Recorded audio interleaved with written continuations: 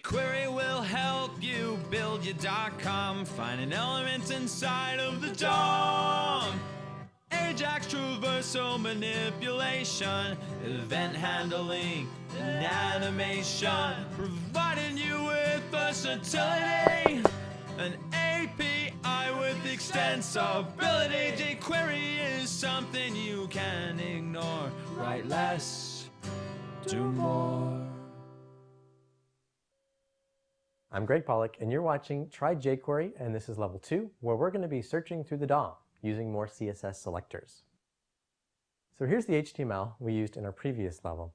And remember, we were able to select the unordered list with the ID of destinations. But how might we select the list items inside of that specific unordered list? We can do that using the descendant selector. So here is our DOM again. And we can simply write #destinations space li to select all the list items underneath the element with the destinations ID. So here, the parent is destinations, and the descendant is the li. Let's make our HTML a little bit more complex. As you can see here, now we have an unordered list inside of our unordered list.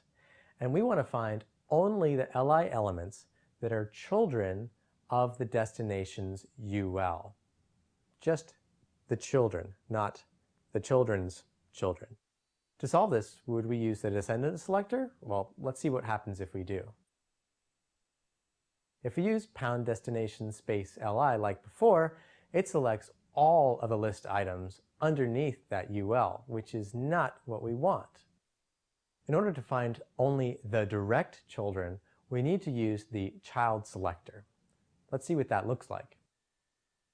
To select the direct descendants, we specify #destinations, then we use the greater than sign, and then li. You'll see in the DOM that that Paris list item does not get selected because we're only going after the direct descendants. #destinations is the parent here, the child here is li, and that greater than sign is what tells jQuery that we're looking for the direct descendant. Now what if we want to select multiple elements? Let's say we want to select elements with either a promo class or a France ID.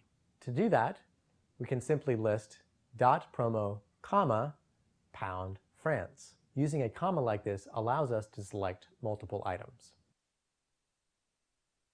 Now what if we only wanted to select the first item in that unordered list?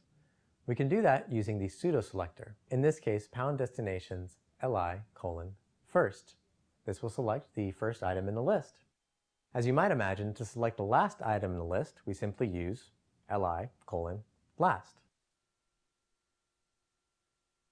If we wanted to select every other list item, we might want to use the odd pseudo class. So in this case, it would only select the middle list item. This might not seem intuitive at first, but you have to understand that the index for these list items starts at 0, like so. So that's why the odd only selects the middle item. If we used even, it would select 0, 2, 4, 6, and so on. Time for you to use some of these selectors in the challenges.